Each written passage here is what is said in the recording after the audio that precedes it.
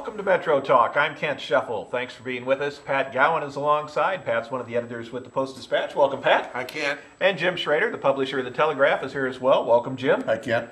Jim, the Collinsville School District is getting ready to go forward with spending $1.3 million to install artificial turf and make other improvements to its athletic facility at the high school.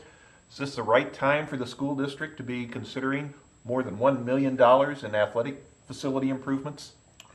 Well, it doesn't really matter what we think. They voted 6-1 in favor, and they're going to do it. Collinsville has been very lucky, are managed prudently, are beneficial in many ways, that they haven't experienced the teacher layoffs that most of the area districts have faced, that they're sitting on a $4 million building fund unspent, that they've got cash in the bank, which is a wonderful thing. And apparently the athletic fields, the football field, and the track haven't been resurfaced in some time. So the plan came about, I guess originally advocated by one of the school board members, to resurface the football field with AstroTurf and make it kind of multifunctional so that you could use it for practice all of the time without messing up the field and the turf, allowing the band to practice on it because bands need 5-yard markers to practice their routines as well, and to resurface the track that hasn't been resurfaced in 10 or 12 years. Looking at a surplus of $4 million probably seemed like a good thing to do. Probably does need, the field does need attention, and the track probably does need attention. One of the other board members, you notice I said that it did pass 6-1. One of the other board members was concerned that it didn't really show fiscal responsibility to be spending at that time $1.1 million to do an upgrade. And much discussion went on. The night they were supposed to discuss it further in the school board meeting, a little straw poll was done ahead of time. They figured out they had enough votes to pass it, so instead of calling for discussion, they called for a vote. The 1.1 million grew to 1.3 million because at the same time they thought they would add some new seats and a new PA system and some other little doodads at the same time, do it all at once, so it grew to 1.3 million. It's wonderful that they're sitting on a surplus. Some of the naysayers are saying, why didn't we go to the football boosters or the soccer boosters or the band boosters and try to raise money from private sources like Edwardsville did in the past few years. They raised about $800,000. A few years ago, Belleville boosters raised $15 million. And I guess the school board, which is elected, decided that we'll just go ahead and spend some of that $4 million now. It's not money that can be used for other things. You can't pull it out and say, okay, we're going to use it on teachers or we're going to use it on other programs. Whether or not that's right or wrong, that's the way it is. It is earmarked for buildings and grounds improvements. And the money's going to be spent. We carried the story, the Post-Dispatch carried the story, the News Democrat carried the story. And judging by some of the comments that you saw in those stories, there did not seem to be a huge outcry by people.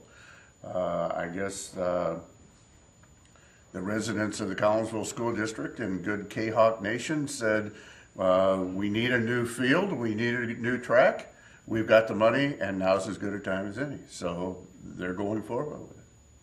Pat, the Collinsville School District is looking at spending $1.3 million to upgrade its athletic facility at the high school. Is the timing right for that? Well, it's a great subject for debate. On the plus side, you're having a recession. People need to be entertained. This would allow better bleachers, more people access, more kids access to the field. At a time when entertainment dollars are scarce, this might actually be a good thing for people to more enjoy their children, focus on their schools, might reduce injuries. Some say you've got the money, as Jim points out, you can't just spend it on just anything. It's limited in the scope of the way you spend the money on buildings. And so from that point of view, it's probably a great idea. On the negative side, it'll probably never pay for itself, or certainly not even in a very long term will it pay for itself over the cost to maintain the field the other way. It is a large expenditure in the middle of a recession when teachers and services are being cut, at least in some school districts. Collinsville, as I understand, still has some students in portable classrooms. If we've got building and grounds money to spend, maybe we ought to put a permanent roof over the heads of all of the kids, some would say.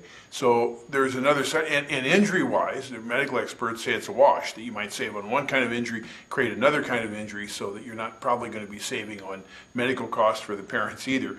So you can debate it one way or the other. In the end, the school board was elected to make this kind of decision. As Jim pointed out, it does not appear that anybody has formed a lynch mob to go after the school board members who voted 6-1 to do this. And by the way, what they voted to do at this point is to get a study, an architectural study, and to take bids. They still haven't voted to actually spend the money. So there's still time for public input, still time to get that lynch mob together if people want to do that. But ultimately, it's in the hands of people elected by the folks of Collinsville to make a decision. It looks like they've made a decision. The people seem at peace with it, so we can second guess, but this is sort of democracy doing its thing. We need to take a break. We'll have more Metro Talk right after this. Hi, I'm Audrey Lucchese, and I'm from Alton, Illinois. I love music, and that's why I came to Lewis & Clark. It's been an amazing experience here at Lewis & Clark, working with students that are so talented, coming from all over the area, and they work so hard to follow their dreams. The music faculty at Lewis & Clark they're fantastic, and they're there every step of the way to push you to follow your dreams. One of the unique opportunities that I have had at Lewis & Clark is being able to record my own music with a fellow student here. Being able to record our music has opened doors for us in the music industry. My long-term goal is to finish here at Lewis & Clark and then to transfer to a 4-year school and finish my degree in music performance. I would recommend Lewis & Clark to another student because it is definitely a great place to get started and it can open so many doors for you.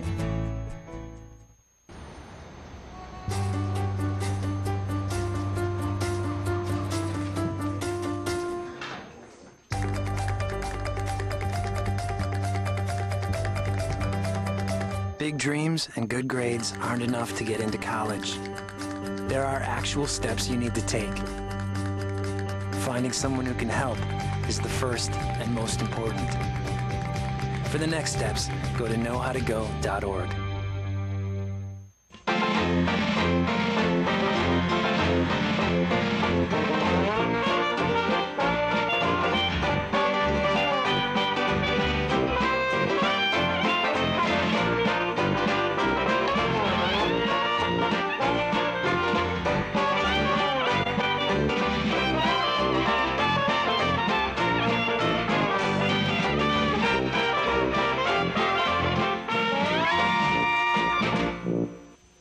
This is Metro Talk. I'm Kent Scheffel. Jim Schrader and Pat Gowan are here. Pat, Illinois Senator Dan Duffy says the state is spending too much on boards and commissions. He points out that in some cases we're spending more than $100,000 on some board members annually, and in effect they're attending one meeting a month.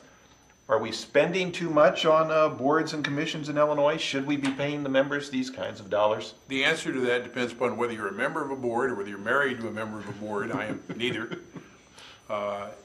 In 2003, Governor Blagojevich, I guess, was lamenting that there were 15 paid boards among the approximately 300 advisory boards the state has, and he thought 15 paid boards was wrong and it's something ought to be done about it. So, by God, the state has done something about it. In the intervening 8 years, we now have 30 paid boards. So we've got twice as many as we had when he thought it was a problem in 2003. The case that we highlighted in the story the Post-Dispatch did earlier this week or late last week, I guess. The Illinois Educational Labor Relations Board in a recent month met for 76 minutes. The members get $7,800 a month, so essentially the taxpayers paid a little better than $1,000 a minute for each one of them to attend that meeting in which all the votes were unanimous and nothing of any consequence to speak of happened. Now, in fairness, you know, they might spend an hour preparing for every hour of the meeting. So maybe they only get $500 a minute. Or maybe they spent, you know, 3 minutes preparing for every meeting, so it's only $250 a minute. So you got to put this in some fair perspective. Some of these boards are goofy. In an editorial we had, I was particularly fond of the, let's see, it's the Illinois Task Force on Re-Inventory of Employment Restrictions. Huh? There is also a task force on plain language. These two groups apparently have never met each other. They don't meet in the same room. The former one, by the way, has to do with looking for obstacles in the way of reemploying ex-convicts, which might be a better way to say that somewhere along the line. Bottom line for me is this. Let's go back to the Illinois Education Labor Relations Board. These people have to do with disputes having to do with collective bargaining agreements between teachers and school districts. I don't know what they do, but apparently it isn't just a whole lot for about $100,000 a year. Somehow the state of Illinois managed to find not only about 5,600 people willing to serve on school boards for free, but we find more than that number willing to run, because a lot of those elections are contested. And these are the people in the ground level who make the decisions that affect my kids. I, before this story, have never heard of the Illinois Education Labor Relations Board. In fact, my wife is a teacher, and I've been married to her for about 20 years. We've never heard of this outfit. School board we've heard of, they work for free. Why in the world do we need, if we get 5,600 people to serve 800 school boards in Illinois for free, why on earth do we need to have paid people in some of these positions? Now, I understand the Commerce Commission does pretty much full-time work, and there are organizations like that. The Pollution Control Board may be doing pretty much full-time work. I'm not saying throw the babies out with the bathwater, but if you got 300 commissions, even the ones that aren't paid, which is the vast majority of them, are still racking up expenses for purposes that may be absolutely mystifying to the average taxpayer. So when you're looking for a place to start hacking, this seems to me to be a reasonable place to look. Jim, have we got a problem when state lawmakers pointing out that we have some members of boards and commissions in Illinois that are drawing six figures for basically one meeting a month? Well, I just want to say to that board that makes $7,800 for a 7-minute meeting, I'll not show up, and you can pay me half of that and drop the money to the bottom line. Just pay me $3,900 and I won't attend the meeting and we'll call it even. How's that? That's big of you. Depending upon who you were married to, you might actually be able to get that kind of deal. See, there you go. But since I'm not married, I guess that's out the window. Well, it would have to be a legislator or a Supreme Court justice or a powerful downstate politician. Those people are the best suited for those positions, for those board member seats, and who they are married to has absolutely no bearing on that. I stand, Okay. I sit corrected. Obviously, it's a waste of money, but it doesn't surprise me. And it's kind of like a dripping water faucet in one room while you've got a water main break 50 yards away. It's not a lot of money in the grand scheme, but it just shows one more time the arrogance of politicians, the arrogance of politics, and the arrogance of government that we're just going to keep doing this. A few years ago, as we were leading up to the bicentennial Lewis and Clark Corps of Discovery, Dr. Dale Chapman and I were both on the state commission for the Lewis and Clark bicentennial.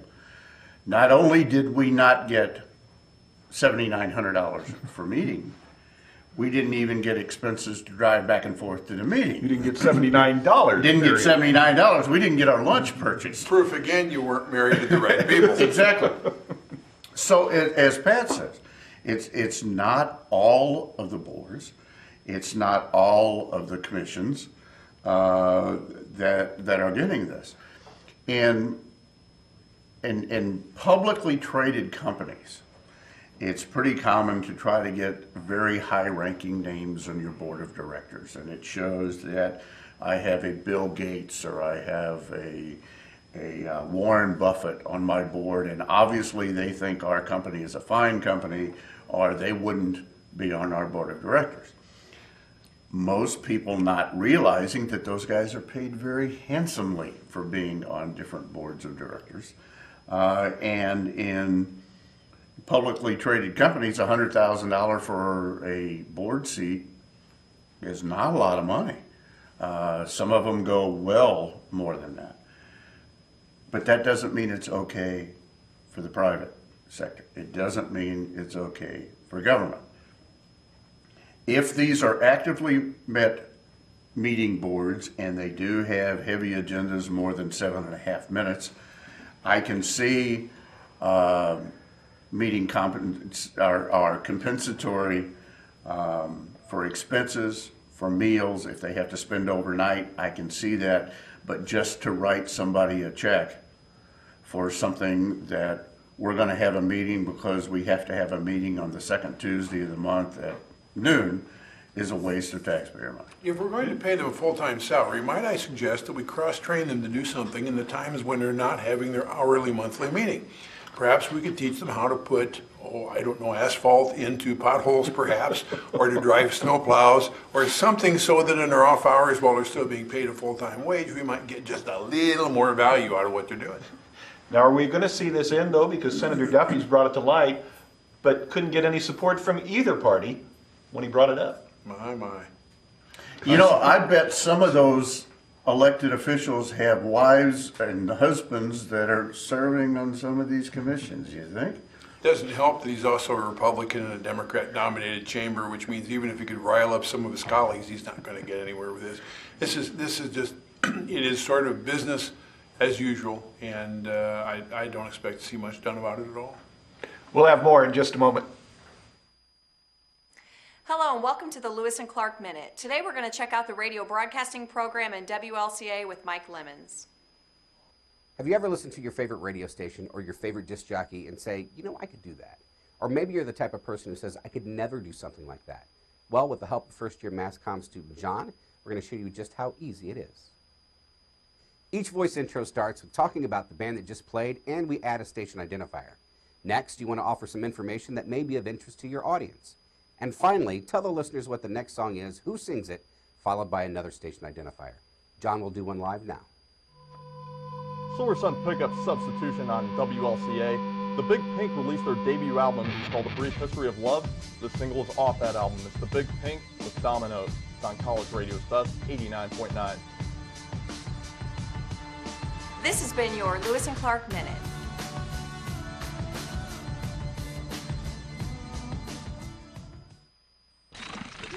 What's that? I don't know. Something I kind of made. Ooh, what's it do? What do I do? Well, thanks for asking. I ring my bell and I like to dance. What do I do? Well, thanks for asking.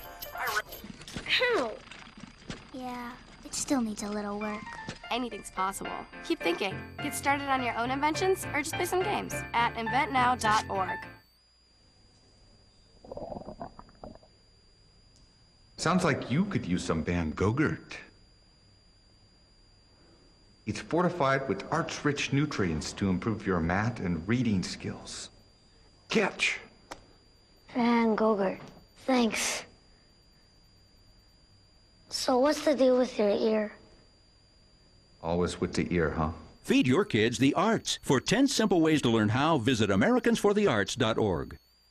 This is Metro Talk. I'm Kent Scheffel. Jim Schrader and Pat Gowan are here. Jim, the St. Louis region is continuing to expand further from the core of downtown St. Louis. We've talked about that in the past, that the population is continuing to move out. Data is now showing that businesses are also moving further and further out into the suburbs. Is it going to be an issue if the businesses, if the employers move out to the suburbs as well and leave that core alone? Absolutely. We saw some reversal of that in the last few years, thankfully for downtown St. Louis. New stadium, new office buildings around, new federal buildings around, which bring lots of employees downtown. You're always going to see an urban flight periodically, and sometimes you're going to see the opposite of that, people moving back in. I guess Pat works down there every day, so he can speak to this better than I. But there are new apartments being opened all the time in St. Louis. There's new condos being developed. The former Missouri Pacific building, then Union Pacific building, has just been reopened as apartments and condominiums. I think I told you that I heard that the cheapest apartment is $850 and the most expensive is $6,000 in that MOPAC building, or to me it'd always be MOPAC building. So you're going to see people come and go. When you lose one thing, there are entertainment venues and things like that to plug them back in. You're not going to see St. Louis or Detroit or any other major city be the absolute hub of activity anymore. It's just going to continue to change. But there's lots of vibrant businesses still in downtown St. Louis and in the edge of St. Louis.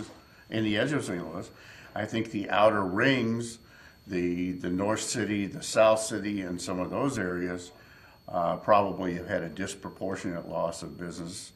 And part of that is due to the difficulty of just getting in and out, especially if you're manufacturing a product and you get into South City or North City, sometimes the transportation can be a problem. Haven't even brought up, and here's the bone of contention, is it the 1% additional tax that has to be paid on employees of the city. Some businesses will use that as an excuse to want to leave, saying that is an unfair tax that their employees are subject to.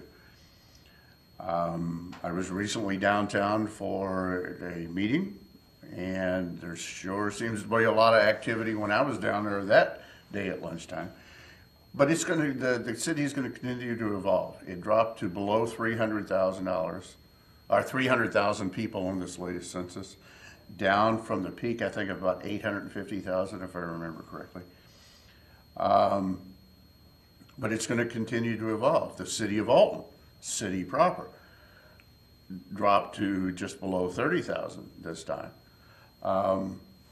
It's just going to continue to evolve, and that's just the way things are in inner cities. They'll come back, they'll go, they'll ebb and flow. Pat, we've talked about the population moving away from the core of St. Louis. Now data is showing that employers are moving as well. Is that going to be an issue? Well, and we've had it for a long time. We've had it on every kind of scale. Downtown Collinsville doesn't look anything like what it once did. There were businesses on the periphery of Collinsville that would have been downtown in another day, and the periphery part was farm fields. And that would be true of Edwardsville, would be true of Alton, Belleville, any of your older cities. Some of your newer growth towns, like Shiloh, for example, or Swansea, never had a downtown. There isn't a downtown to move away from. It sort of doesn't exist. That's happening on a local level. It's also happening on a regional level. And it matters a lot to the people on the Illinois side. There used to be a rule of thumb that 40% of the downtown workers lived in Illinois. I have no idea if that's anywhere near true now. But a business that's downtown and is a workplace for somebody who lives in, let's say, Collinsville, who lives 12 or 15 miles from work, and they up and move to Chesterfield. Why, Lord, you've doubled, maybe even tripled the commute for that employee from Illinois. So it matters to us as the donut hole, as they call it, gets bigger and bigger and more things are on the rim. You've got greater distances to travel, and you can't just abandon the infrastructure that you leave behind. The city of St. Louis had one time almost 1 million people. Now it has a third of that, less than a third. But in many ways, the city still is a city of 1 million people. It's got the same number of streets, it's got the same number of fire hydrants, it's got the same number of miles of water lines and sewer lines to maintain as it used to, only instead of having, pick a number, instead of maybe 50 customers per mile on a water line, now maybe it's got 5. But the costs of maintaining the line haven't changed. The more we abandon inner areas and go to outer areas, we create new infrastructure to support those, but we still got to support the old infrastructure too. So it's expensive. It costs money on your utility bills. It costs money in a variety of ways. It's not a terribly healthy thing. And there is some return. The Post-Dispatch has an in-house cafeteria. We have the Weatherbird Cafe at the Post-Dispatch, which was born of a day when there was hardly any place to go to eat near the Post-Dispatch. If you wanted to eat, you had to go so far away. It was just more cost-effective to put the restaurant in the building. Now, the restaurant's still there, and it's doing okay, but in fact, we have many choices, myriad choices that never existed before, because we happen to be near the Washington Avenue redevelopment area. You know, there's a lot of growth of all kinds, but they're not the big jobs, the big employers. You know, when Express Scripts builds, it's not building in St. Louis, it's building out in Chesterfield and places like that. So it has a real effect. It's happening on the Illinois side as well. Look where our growth areas are now. Just look at Belleville. Belleville, which happens to be a very long, I always call it a shoestring with a knot tied in the middle for the way Belleville's shaped. Belleville's had a tremendous shift of its people just from the west side of town to the east side of town, away from the center toward the periphery. And that's been going on for a long time. It's expensive. I don't know how to stop it, but it's not good for us. Jim, the Illinois Supreme Court has proposed a rule change. It would allow jurors to ask questions during civil trials. Would that change be beneficial? On the surface, it sounds like a great idea. As you're sitting there doing your duty as a voter and a taxpayer serving on a jury, something popped through your mind and say, boy, I'd sure like to ask him that, or I'd sure like to ask him that. But it seems to me that it would create more chaos than it actually would accomplish. I can imagine things getting out of hand and jurors not following the same decorum that a lawyer might. I guess if I was a lawyer, I'd be concerned that somebody's trying to take my job away from me by allowing the jurors to do cross-examination on their own. I doubt that anything will come of it, but it's an interesting concept. It's interesting that the Illinois Supreme Court thinks that it's a good idea. I suspected it would certainly take a major change in the laws or certainly judicial practice in the state of Illinois, but it sure brings up lots of fun thoughts. If you've ever served on a jury or if you've ever been in a courtroom for a trial thinking, I wonder, you know, and we all can play Perry Mason there, I suppose. I don't think anything's going to change. Well, the process of what's being discussed is a good bit different from that as well, because as I understand the proposal, if as a juror I have a question, there's some process by which I would signal through the bailiff that I have a question. And at some point then I would submit the question. I think without the knowledge or without the other jurors knowing what my question was. The question goes to the lawyers outside the presence of the jury where they have a chance to make objections on the question. And if both sides agree that the question is relevant and the judge agrees to allow the question, then they reconvene and the judge asks the question, not the juror. And there's not really any process in that for a follow-up, or I think it'll be a very frustrating experience for jurors. We regulate jurors so closely that it's only been fairly modern times that Illinois jurors have been allowed to take notes. You are not allowed to take notes during a trial, which seems pretty strange to a guy who takes notes as a journalist for remembering things. The fear was that the person with the notes would be more persuasive in the deliberations. Well, that's not how I remember it, but Kent wrote it down, so Kent must be right when it wouldn't necessarily be the case at all. Now we allow notes with lots of rules. This would have lots of rules. I don't think it would make a big difference. That's going to do it for this edition of Metro Talk. Thanks for being with us. Jim Schrader, the publisher of the Telegraph, has been here, along with Pat Gowan, one of the editors with the Post-Dispatch. I'm Kent Scheffel. Don't forget you can see Metro Talk anytime on the web at lc.edu. Thanks for being with us.